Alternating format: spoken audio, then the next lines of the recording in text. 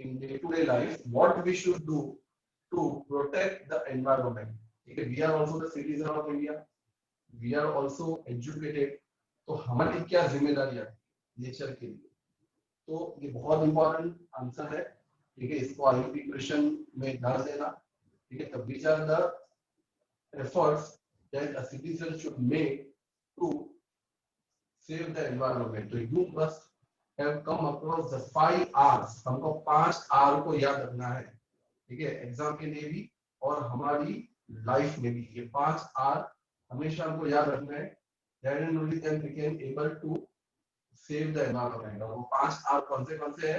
Refuse, ठीक है। Refuse का मतलब कि जो चीज हमको काम की नहीं है उसको रिफ्यूज करो, उसको यूज मत करो। रिड्यूस, जितना हो सके उतना रिड्यूस करो रिसोर्सेज का यूज करना, जैसे कि अनवांटेड लाइट फैन को बंद करो, जहां पे दूर जाने की जरूरत नहीं है, मतलब बाइक या एक्टिवा लेके जाने की जरूरत नहीं है, तो पेट्रोल और डीजल का यूज कम करो।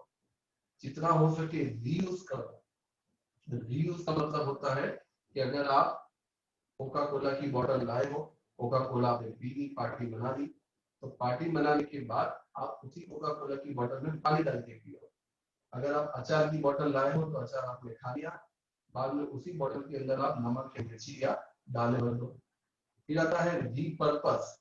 जब आपका मेन पर्पस सॉल्व हो जाता है, ठीक है, जब आपका मेन पर्पस, आपके घर में कोई चीज होगी, जैसे कि मान लो आपके घर में कप और प्लेट है, जैसे एग्जांपल लेते हैं, कप का एग्जांपल लेते हैं।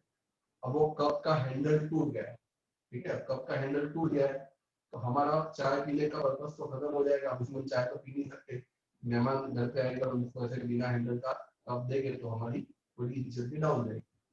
तो हम क्या कर सकते हैं, उसका उसके दूसरे पर्पस के लिए यूज कर सकते हैं, जैसे उसमें हम प्लांट उगा सकते हैं, ठीक है, या डेकोरेशन की चीज को की तरह यूज कर सकते हैं। और लास्ट में है रीसाइकल। जो चीजें नॉन बायोडिग्रेडेबल होती है, जैसे कि प्लास्टिक है, मेटल्स है, ग्लास है, ये चीजों को हमको कई बार यूज तो करना ही पड़ता है, ठीक है, लाइफ जीने के लिए ये सारी चीजों की जरूरत तो पड़ती है। लेकिन जब ये खराब हो जाता है, जैसे प्लास्टिक की कुर्सी है, वो टूट गई है, तो टूटने के बाद आप उसको ऐसे डस्टबिन में मत डालो, उसको आप रिसाइकल करो। मतलब जब आपके घर पे वो बस्ती वाला आता है तो उसको आप दे दोगे, तो आपको थोड़ा बहुत पैसा भी मिल जाएगा, और वो बस्ती वाला क्या करेगा, उसको रिसाइकल करेगा और आगे जाके बेच के वो वापिस से कुर्सी बनाएगा, ठीक है। तो इन शॉर्ट ये 5 आर को हम हमारी डे टू डे लाइफ में इम्प्लीमेंट करें, then we can save the environment, ठीक है। तो एनवायरनमेंट को सेव करने के 5 तरीके, 5 आर अपनी लाइफ में एक नियम बना लो। पहला है रिफ्यूज, ठीक है। अब डिटेल में बढ़ते हैं। रिफ्यूज का मतलब जो चीज नहीं चाहिए मत लो, ठीक है। एडवर्टाइजमेंट, कई बार हम एडवर्टाइजमेंट की तरफ अट्रैक्ट होके कोई चीजें बाय कर लेते हैं, ठीक है। बिग बिलियन डे सेल आती है, ठीक है, फिर इंडिपेंडेंस सेल आती है, क्रिसमस सेल आती है, दिवाली सेल आती है। अब उस सेल में हम कई बार ऐसी चीजें ले आते हैं जो हमको चाहिए नहीं, और ये तो हमारे पास ऑलरेडी है, लेकिन हमने देखा है कि किसी ने उस चीज को परचेज किया है, तो मेरे पास भी होनी चाहिए, तो भाई ऐसा तो मत ही करो, ठीक है। तो जिसका मतलब ये कि जितना हो सके उतना अनवांटेड चीजों को अवॉइड करो, ठीक है। अनवांटेड चीजों को say no to the things people offer you that you don't need, ठीक है। जो आपको नहीं चाहिए मत करो, क्योंकि आजकल जितनी भी चीजें आती है सब ऐसी होती है जो एक बार टूट जाए तो फिर उसके बाद उसको दोबारा यूज नहीं कर सकते, ठीक है। तो जिसके लिए ये चीजों का ध्यान रखो कि जो चीज आपको नहीं चाहिए वो मत बाय करो।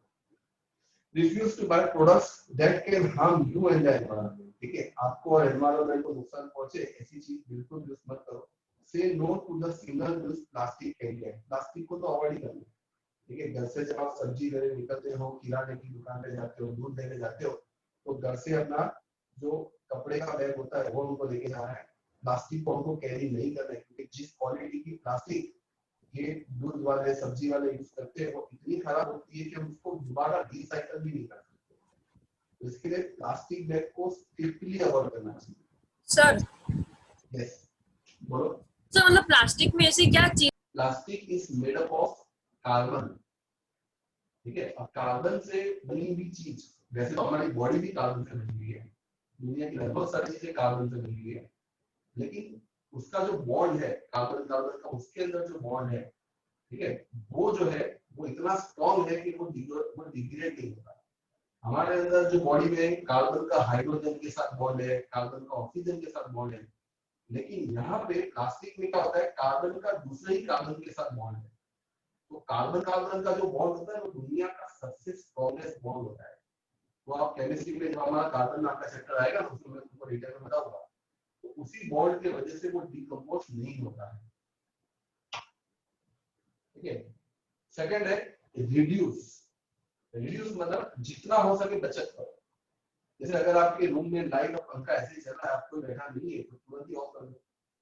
50-100 रुपए का लाइट बिल आप बचा लोगे at the end of the month, और बहुत सारी एनर्जी भी बचा पाओगे। ठीक है। अगर आप 500 यूनिट कंज्यूम होती है और आप थोड़े अगर एनर्ट रहो, तो 500 को हम कम करके 450 भी ला सकते हैं। तो जितना हो सके इलेक्ट्रिसिटी को सेव करो। पानी, अगर आपकी कोई पाइप टूटी हुई है और आपने अभी भी वो रुमाल बांधा है या कपड़ा बांधा है और वो टिप टिप करके पानी टपक रहा है, तो भाई ऐसा मत करो। थोड़ा पैसा खर्च करके उन नल को चेंज करो, नंबर को बुला के रिप्लेस करो, या तो खुद भी कर सकते हो, बहुत इजी होता है। तो पानी जो लीकेज पाइप होती है उसको ठीक करो। खाना भी लिमिट में बनाओ। ठीक है। ऐसा नहीं कि कितने लोग क्या करते हैं, दोपहर को खाना बना देते हैं फिर रात को गर्म करके खाते हैं, तो ऐसा नहीं होना चाहिए।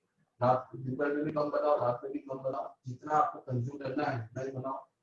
ठीक है। जो पहले की जो वुमन होती थी वो इस तरह की चीजों का बहुत ध्यान रखती थी, लेकिन आजकल क्या होता है, हम लोग ये जोमेटो और स्विगी आ गया है, तब कई बार भी इच्छा हो जाती है, इसकी वजह से घर में बना हुआ खाना वेस्ट हो जाता है। ठीक है। अभी की लाइफस्टाइल अलग है, लेकिन जब हम लॉकडाउन के पहले की कंडीशन देखे कैसा होता था। ठीक है। ट्यूशन से घर पे आए तो रास्ते में वड़ा पाव खा के आ गए, पकौड़ी खा के आ गए, ये घर पे खाना वेस्ट हो जाता है। तो वेस्ट मत करो फूड। पहले से मम्मी को बोलते मम्मी आज आइस, तो बात ही है पकौड़ी भेजने आइस, भाजी पाव भेजने आइस, तो मम्मी घर पे ना। फिर can you think of other things that you can reduce the usage of food. बहुत है। जैसे कि हम क्या कर सकते हैं, अगर आप लोग फ्लैट में रहते हो, अगर आप फर्स्ट फ्लोर पे रहते हो, सेकंड फ्लोर पे रहते हो, तो आप इजीली लिफ्ट को अवॉइड कर सकते हो। थर्ड फ्लोर पे हम समझ सकते हैं कि चलो थर्ड फ्लोर पे हो तो आपको शायद लिफ्ट की जरूरत पड़ेगी, लेकिन अगर आप यंगस्टर हो तो आप थर्ड फ्लोर पे भी जा सकते हो। हम जाते हैं ना, पावागढ़ भी जाते हैं, वैष्णो देवी भी जाते हैं, इतनी ऊंची यात्रा करते हैं। तो दिन में अगर 2-3 बार अगर आपको थर्ड या फोर्थ फ्लोर पे चढ़ना पड़े तो it is very good for health of. तो जितना हो सके, जब तक आपकी बॉडी कैपेबल है या जब तक यंग हो, और ये चीज को लाइफ में अमल में ला सकते हैं। ठीक है। सामने दूध लेने जाना है, सब्जी लेने जाना है, किराने पे जाना है, तो एक्टिवा का यूज मत करो। भले नौकरी ने चाबी दे दी है, लेकिन आप थोड़ा सेंसिबल हो, वॉक करके घर चले जाओ, साइकिल लेके चले जाओ। ठीक है। तो पेट्रोल डीजल को भी इस तरह से सेव करना। तीसरा है रीयूज। रीयूज का मतलब बार बार यूज करो। जैसे बताया, हम लोग तो, मैं तो करता ही हूँ, मेरे घर में भी सब लोग करते हैं, और आपके घर पे भी सब लोग करते ही होंगे।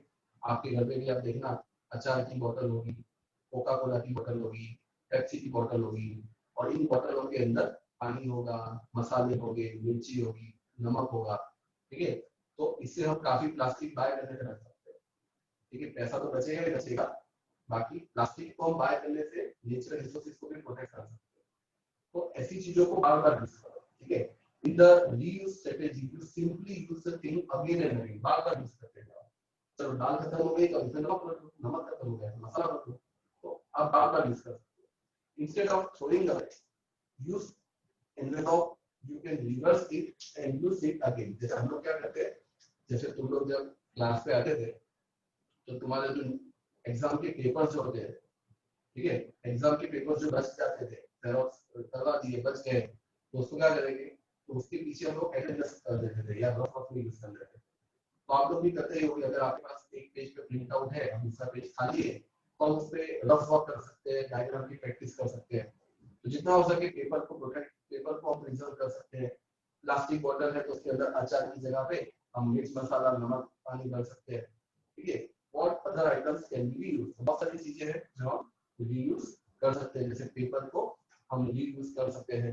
ठीक है। एक बाजू प्रिंट आउट है और दूसरी बाजू ओपन है, तो उस पे कर सकते हैं। ठीक है। सिमिलरली रीपर्पस, रीपर्पस का मतलब क्या होता है कि जब आप कोई चीज लाते हो और उसका मेन पर्पस सॉल्व हो गया है, तो अब वो पर्पस के लिए आप उसको यूज नहीं कर पाओगे, तो आप क्या करो, उसका पर्पस ही चेंज करो।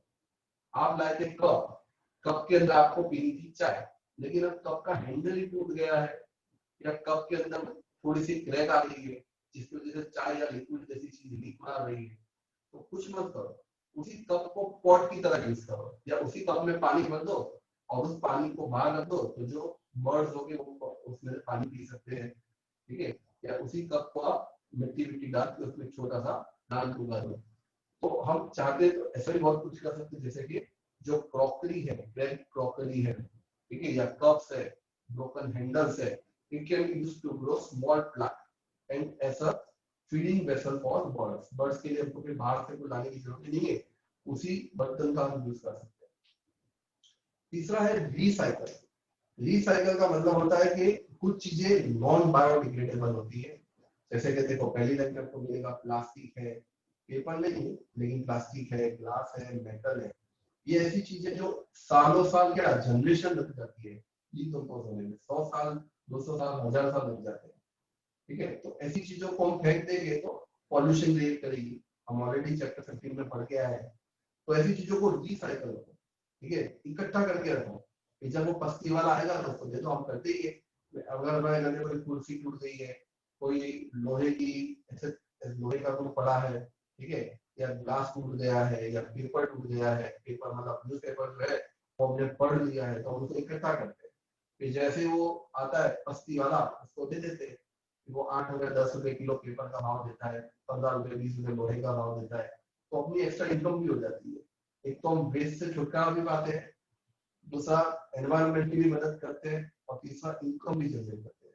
तो अगर हम थोड़ा अच्छी तरह से काम करें तो कितनी हम एक्स्ट्रा इनकम भी अर्न कर सकते हैं, ठीक है। जैसे कि प्लास्टिक, पेपर, ग्लास, मेटल, ठीक है, न्यूज़पेपर आप पढ़ोगे, पढ़ने के बाद तो वो वेस्ट ही है, तो उसको आप फेंकने की जगह पे, ठीक है, उसको हम क्या कर सकते हैं, पस्ती में दे सकते हैं और पैसा मिल सकता है। फिर first need to segregate. Segregate का मतलब क्या होता है, कलेक्ट, सारी चीजें पहले इकट्ठी करो, जब आपके पास लगे कि हाँ भाई बहुत सारा कचरा इकट्ठा हो गया है, तो फिर जाके वो सस्ती वाले को बुलाओ और दे दो, ठीक है। तो सेग्रीगेट करो, पहले इकट्ठा करो सारे वेस्ट को, और जब लगे कि अब वेस्ट को अच्छा खासा इकट्ठा हो गया है, then we should go to the सस्ती वाला, ठीक है, and then we should give it to him and he will recycle in further, ठीक है। तो 10 your village town city have a mechanism in place of recycling material. तो भाई हमारे हम तो अहमदाबाद शहर में रहते हैं, यहाँ पे तो हर नुक्कड़ पे आपको पस्ती वाला मिल जाएगा, गाँव में भी होते ही है, ठीक है। तो सब जगह पे मतलब कि इस तरह के अवेलेबल सोर्सेज है, और ये बहुत अच्छा बिजनेस भी है, जिन लोगों को इंटरेस्ट है तो इसमें बिजनेस भी कर सकते हैं, लाखों रुपए की आवक है इसके अंदर, ठीक है। तो this is how recycle can be done. तो एक बार ये 5 आवर्स को आप लोग रीड कर लो, कहीं पे कुछ डाउट है तो अभी पूछ लो, फिर हम आगे बढ़ते हैं। Move forward now. Even while making everyday choice, we can make environment friendly decision, ठीक है। जैसे हमको लगता है कि हम पावरलेस है, हमारे पास कोई सत्ता नहीं है, और हम इस पॉल्यूशन को रोकने के लिए या एनवायरनमेंट को बचाने के लिए कुछ नहीं कर सकते, लेकिन नहीं, हम हमारे डे टू डे लाइफ में बहुत कुछ कर सकते हैं, ठीक है। जैसे मैंने पहले ही बताया कि आप अगर फ्लैट में रहते हो तो सेकंड फ्लोर तक you should not use lift, अगर आप एनर्जेटिक हो तो आप थर्ड पे नहीं जाओ, फोर्थ पे भी बिना लिफ्ट के जाओ, ठीक है।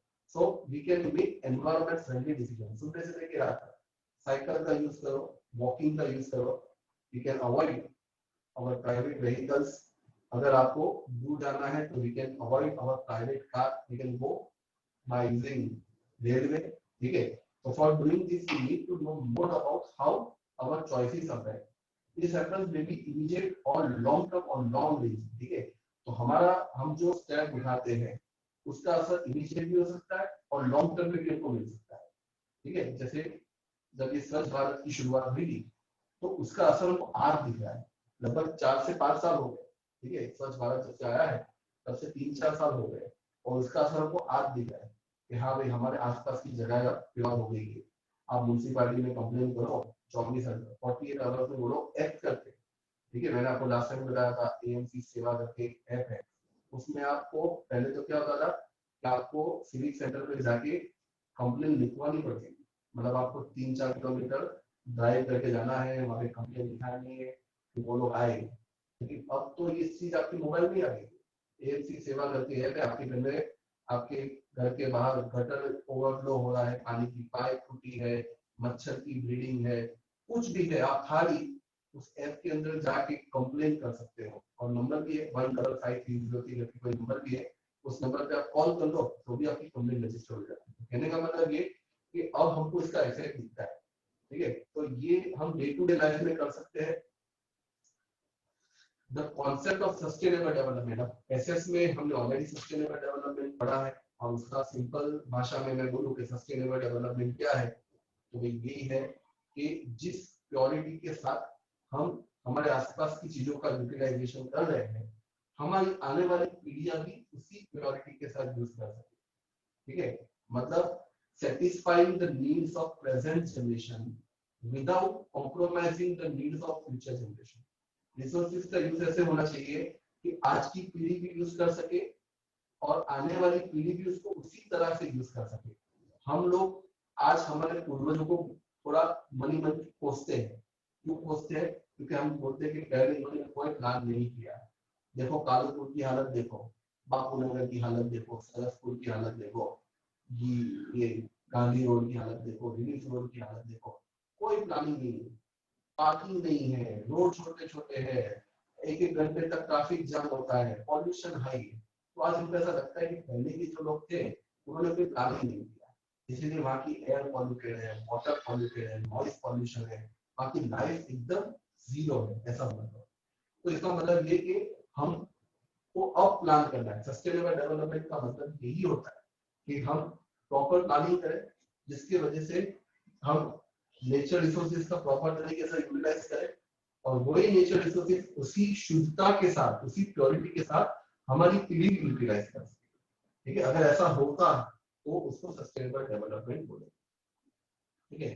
तो एक बार पढ़े, sustainable development encourages the form of growth that meet the current basic human need, ठीक है, that meet the current basic human need while preserving the resource for the needs of future generation, ठीक है। मतलब resources का utilisation ऐसा होना चाहिए कि आज की पीढ़ी भी यूटिलाइज करे और आने वाली पीढ़ी भी उसको उसी प्योरिटी के साथ यूटिलाइज करे।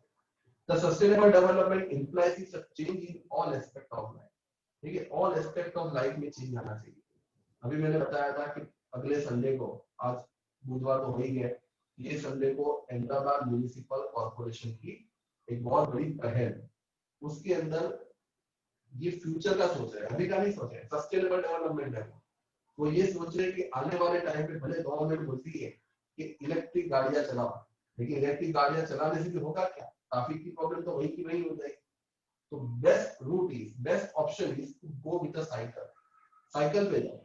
बेस्ट ऑप्शन यही है कि ये 2 व्हीलर 4 व्हीलर होने नहीं चाहिए, साइकिल होना चाहिए। हाँ, बहुत दूर जाना है, एक स्टेट से दूसरे स्टेट जाना है तो अलग बात है, लेकिन अगर आप 4-5-10 किलोमीटर की बात करो तो आप इजीली साइकिलिंग कर सकते हो, ठीक है। आपके पापा को पूछना या आपके दादा को पूछना, वो आपको बताएंगे कि तो 40-40 किलोमीटर लोग साइकिल चलाते तो आ गांव के क्या एक गांव में चलते तो, ठीक है। मेरी बात करूँ या सनी सर की बात करूँ तो मैं बापू नगर रहता था, आज भी बापू नगर रहता हूँ, लेकिन स्कूल मेरी मंडी में करती, लेकिन मेरे 9th standard 10th standard 11th standard 12th standard 4 साल मैंने साइकिल पे बापू नगर से मणिनगर जाता था, फिर घर आता था, फिर ट्यूशन के लिए भी बापू नगर जाता था, मतलब मणिनगर जाता था, फिर वापस आता था, ठीक है। उस टाइम आउट जाता था नहीं, इसके लिए मुझे ट्यूशन भी मणिनगर जाना पड़ता। तो कहने का मतलब ये कि हम चाहते हैं, हम चाहे तो अपने आप को आराम से एडॉप्ट कर सकते हैं, ठीक है, एडॉप्ट कर सकते हैं, हमारे रोज थोड़ी थोड़ी हैबिट को हम चेंज करते हैं। तो इसीलिए कहा जाता है कि भाई economic development is linked to environmental conservation. Development तभी होगा, और डेवलप कंट्रीज ने तो ऑलरेडी कर दिया है। कई बार हम सोशल मीडिया पे देखते हैं कि ये कंट्री का प्राइम मिनिस्टर या ये कंट्री का कैबिनेट मिनिस्टर साइकिल लेके पार्लियामेंट तक जाता है, ठीक है, लेकिन हमारे यहाँ ऐसा नहीं होता है। लेकिन जो डेवलप कंट्रीज है वहाँ पे तो कुछ कंट्रीज के ऐसे डे रखे हैं, every Saturday you should go with cycle only. और बड़े बड़े लोग, गूगल में काम करने वाले लोग, फेसबुक में काम करने वाले लोग साइकिल पे जाते हैं। मैं तो बीच में ये भी सुना था कि गूगल की जो ऑफिस है वो इतनी बड़ी है, मतलब इसकी ऑफिस प्रीमाइस इतनी बड़ी है कि गूगल ने क्या किया हुआ है कि एक बिल्डिंग से दूसरे बिल्डिंग जाने के लिए कोई बैटरी वाली गाड़ी नहीं, साइकिल रखी हुई है। तो वहाँ के एम्प्लॉय क्या करते हैं, साइकिल पे जाते हैं, ठीक है। तो ये सारी चीजें एक डेवलप कंट्री कर सकती है, तो हम जैसी कंट्री तो इजीली कर सकती है, क्योंकि हमारे यहाँ पे एनवायरनमेंट का सबसे बड़ा इश्यू है, इतनी ज्यादा भीड़ है, इतना ज्यादा रिसोर्सेज का यूसेज है। तो इसीलिए कहीं जैसे स्वच्छ भारत अभियान हुआ तो कैसे एक नेता ने झाड़ू पकड़ा तो पूरे इंडिया ने उसके पीछे झाड़ू पकड़ा। तो वैसे आने वाले टाइम में ये भी डेवलपमेंट होना चाहिए कि भाई कंपलसरी जो 7-10-12 किलोमीटर की रेंज होती है, you should go by using cycle, ठीक है, you should go by walking, जिससे हेल्थ भी अच्छी हो और नेचुरल रिसोर्सेज का भी consumption. So thus sustainable development implies a change in all aspects of life. Sustainable development से आपकी लाइफ में हर तरीके से चेंज आता है। It depends upon the willingness of people to change. ठीक है, सबसे इम्पोर्टेंट बात कि लोग कितना चाह रहे हैं। गवर्नमेंट पॉलिसी बनाती है, गवर्नमेंट रूल्स बनाती है, गवर्नमेंट रूल्स के बाद पेनल्टी भी करती है, ठीक है, लेकिन उसके बाद भी सबसे इम्पोर्टेंट बात क्या है कि लोग कितना बदलना चाहते हैं।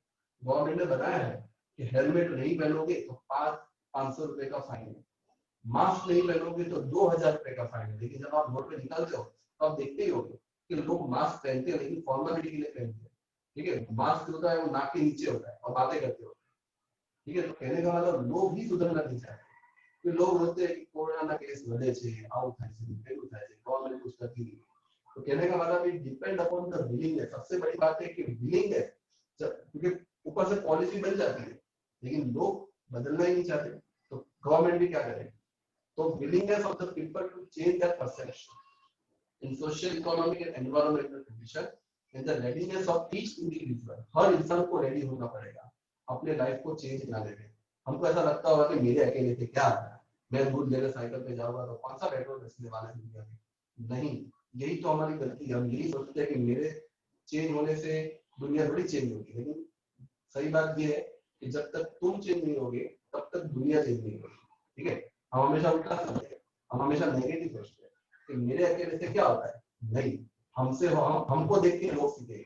आप सोचो कि नरेंद्र मोदी ने जब झाड़ू हाथ में लिया तो पूरा इंडिया झाड़ू पकड़ के बैठ गया। अक्षय कुमार बोलता है मैं भी पकड़ूंगा, सचिन तेंदुलकर बोलता है मैं भी पकड़ूंगा। सचिन तेंदुलकर, अक्षय कुमार को जब हमने देखा कि ये लोग भी सफाई कर रहे हैं तो हम उनके पीछे पीछे चलने लगे। तो कहने का मतलब जब तक हम नहीं सुधरेंगे दुनिया नहीं बदलने वाली। तो इसीलिए हर इंसान को इस तरह के चेंज को एक्सेप्ट करना चाहिए, ठीक है। तो ये है about how we should manage our resources by using sustainable development, ठीक है। So next topic is why do we need to manage our resources। इसके ऊपर एक एक्टिविटी है। एक्टिविटी में ऐसा पूछा है कि भाई मान लो आप आपके ही गांव में रह लो, ठीक है, भले नहीं है गांव लेकिन फिर भी सोचो कि आप आपके गांव में गए या आप आज से 2 साल पहले उदयपुर गए घूमने के लिए और अब जा रहे हो उदयपुर, तो 2 साल के अंदर आपने कुछ चेंज देखा, ऐसा पूछा है क्वेश्चन में। तो मैं अगर मेरी बात करूं तो मैंने काफी चेंज देखा, ठीक है। जैसे जब मैं ट्रेन में सफर करता था यहाँ से दिल्ली जाने के लिए तो बहुत चेंजेस देखे, क्योंकि पहले की जो रेल की पटरियां थी ना वो बहुत गंदी होती थी, टॉयलेट्स बहुत गंदे होते थे, रेलवे की जो सीट्स होती थी वो भी क्वालिटी खराब होती थी। तो अब मैंने देखा कि भाई अब तो काफी क्वालिटी इंप्रूव होगी। अगर आप गांव में जाओगे तो आप गांव में देखोगे कि भाई आज से 5 साल पहले सड़कें नहीं थी लेकिन अब सड़कें बन रही है। 5 साल पहले इलेक्ट्रिसिटी का कनेक्शन भी प्रॉपर नहीं था, अब थोड़ी इलेक्ट्रिसिटी अच्छी हो गई है।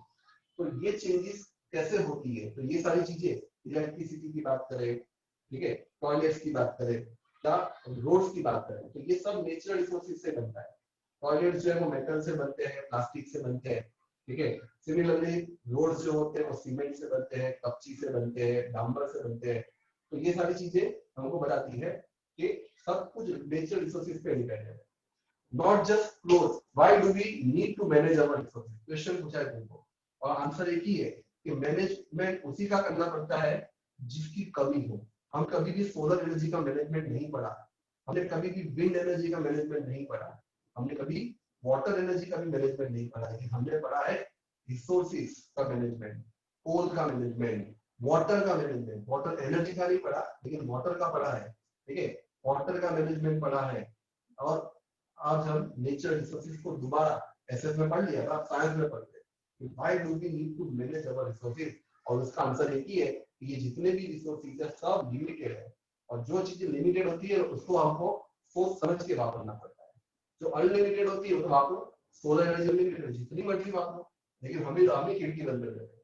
तो कहने का मतलब जो चीज अनलिमिटेड है उसका मैनेजमेंट जरूरी नहीं है, लेकिन जो चीज लिमिटेड है वी हैव टू मैनेज.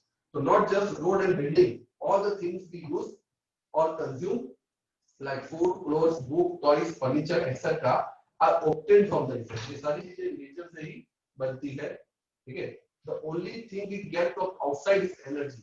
जो चीज हमको बाहर से मिलती है is energy, और वो एनर्जी है that is sun. Sun is the main source of energy. ठीक है, sun is the main source of energy. 1 minute.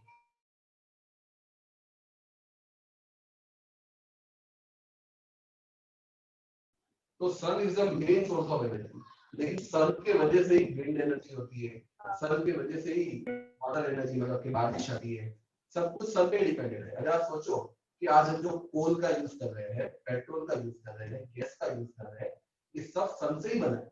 ये सब फॉसिल फ्यूल्स है. फॉसिल फ्यूल्स क्या थे? प्लांट्स और एनिमल्स थे. और प्लांट्स और एनिमल्स जब जमीन में दब गए, सदियों से हाई टेम्परेचर और हाई प्रेशर से डिकम्पोज हुए. अब सोचो ये हाई टेम्परेचर कहां से आया? तो सन की गर्मी से आया. अब वो हाई टेम्परेचर होता नहीं तो वो डिकम्पोज होते नहीं, क्योंकि बॉडी फ्रिज में पड़ी रहती है. बर्फ में कोई बॉडी डिकम्पोज नहीं होती, वैसे ही उनकी बॉडी भी पड़ी रहती है, लेकिन गर्मी के कारण वो डिकम्पोज होते हैं. तो आज जो भी हम कोल, पेट्रोलियम, गैस का यूज कर रहे हैं वो सन से ही आ रहा है, इनडायरेक्टली आ रहा है. मतलब सारी एनर्जी जो है वो सन पे डिपेंडेंट है. Even the energy is processed in living organisms and various physical and chemical processes of the earth before we make resources. Why are we need to use the resources carefully? Question पूछा है, अबे resources को क्यों carefully utilize करना चाहिए? उसका एक ही answer है कि resources are limited. Unlimited होती तो वापरो बिंदास, ठीक है, साइकिल चलाओ जितनी चलानी, चलना जितना चलना चलो, लेकिन पेट्रोल को यूज करने से पहले 10 बार सोचो, गैस को यूज करने से पहले सोचो, क्योंकि ये सारी चीजें unlimited, because there are not unlimited. ठीक है, रिसोर्सेज अनलिमिटेड नहीं है, लिमिटेड है. एंड पॉपुलेशन आप देखो कितनी बढ़ रही है. अभी ये लेक्चर खत्म होगा ना, इंडिया में 1 करोड़ पैदा हो जाएंगे. ठीक है, हर 1 घंटे में 1 करोड़ पैदा हो जाते हैं इंडिया. ओके, तो इसका मतलब ये कि इतनी सारी रिसोर्सेज का यूटिलाइजेशन हो रहा है, पॉपुलेशन बढ़ रही है एट अ ट्रेमेंडस रेट. तो कैसे हम उनको health services, petroleum, housing, clothing ये सब प्रोवाइड कर पाएंगे? और इसीलिए हमको लिमिटेड करना है. अब ये दिन जो नहीं है, आप लिख के रख लो, 2020 है, 23 सितंबर है, 2021 तक ये भी कायदा इंडिया में आ जाएगा कि you cannot have more than 2 children. लिख के रखो, 2021 तक 22 में तो आ ही जाएगा. ठीक है, क्योंकि ये भी एक बहुत बड़ा चैलेंज हो चुका है इंडिया में. आज इंडिया में कोविड के केसेस बढ़ने का सबसे बड़ा कारण क्या है? High population. इतनी ज्यादा पॉपुलेशन है कि हम एक को कंट्रोल करते हैं तो वो तब तक 4 को फैला चुका होता है, तो 4 बाकी 16 को फैला चुके होते हैं. तो it is the main thing. So the management of resources require a long term perspective. आज सोचेंगे तो इसका फायदा 50 साल बाद मिलेगा. ठीक है, हम आज पॉपुलेशन को कम करने की सोचेंगे तो तुरंत नहीं होगा, टाइम लगेगा. लोगों की तरह तो मेंटली बदलनी पड़ती है सबसे पहले. So in that case, it will last for the generation to come and it will not merely be exploited to the hill for a short term gain. This management should also ensure equitable distribution of resources so that all not just अब यहाँ ये भी बताया है कि resources का distribution proper होना चाहिए. नॉर्मली होता क्या है कि ज्यादातर जो अमीर लोग होते हैं वो रिसोर्सेज अपने कब्जे में रखते हैं. जैसे कि अमीर लोग जो होते हैं उनके पास 2-3 मकान होते हैं. ठीक है, बहुत ज्यादा पैसा होता है. ठीक है, लैंड होते हैं, ओके, गोल्ड होता है. तो ये सब रिसोर्सेज है.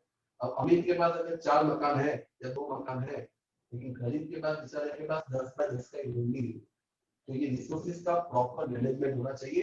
ये सब हकदार है, इस प्लेनेट पे जितने भी इंसान है सब ये रिसोर्सेज के हकदार है. ठीक है, तो इसीलिए रिसोर्स का प्रॉपर डिस्ट्रीब्यूशन होना चाहिए between the rich and the poor. अगर ऐसा नहीं हुआ तो ये सारे रिसोर्सेज पावरफुल इंसानों के हाथ में चले जाएंगे. अभी जैसे हम देख रहे हैं इंडिया के सारे एयरपोर्ट, रेलवे स्टेशन किसके हाथ में आ रहे हैं? अडानी और अंबानी के हाथ में आ रहे हैं. बाकी एक आम आदमी अगर सोचता है या एक प्राइवेट कंपनी सोचती है कि मैं मैनेज करूंगी तो नहीं कर पाएगा. तो ये चीज का बहुत ध्यान रखना चाहिए. Another factor to be considered while we exploit the resources is the damage we cause to the environment. दूसरी चीज हमको ये देखनी है कि एनवायरनमेंट को नुकसान ना हो। नॉर्मल ऐसा होता है कि जब हम मिनरल्स को निकालते हैं जमीन में से तो उससे काफी ज्यादा नुकसान होता है, मतलब कि इनका जो वेस्ट होता है, जैसे कि मेटल्स का जो वेस्ट होता है वो नॉन बायोडिग्रेडेबल होता है। तो फिर क्या करते हैं, इनको उसी खान में डाल देते हैं। जिस खान में से, जिस माइंस में से आपने मेटल निकाले थे, उनका स्लैग मतलब उनकी जो इम्प्योरिटी होती है उसी के अंदर दफन कर देते हैं। यूरेनियम, थोरियम, लिथियम जैसे रेडियो एक्टिव मटेरियल के साथ भी ऐसा ही किया जाता है। ठीक है, तो ये दो तरह का सर आप इस जॉइन नहीं, जरूरत नहीं है, जरूरत नहीं है। ठीक है, ये दो तरह का क्या करता है कि भाई रिसोर्सेज को ऐसे यूज करना है कि सबके बीच में इक्वल डिस्ट्रीब्यूशन हो, और इसमें ऐसा होता है कि रिसोर्सेज से सस्टेनेबल डेवलपमेंट हो, पॉल्यूशन ना हो। ठीक है, पॉल्यूशन है sustainable resources demands that we plan for the safe disposal of waste। यहाँ तक करते हैं, लास्ट के 2-3 पैराग्राफ नेक्स्ट टाइम मिलेंगे। अभी तक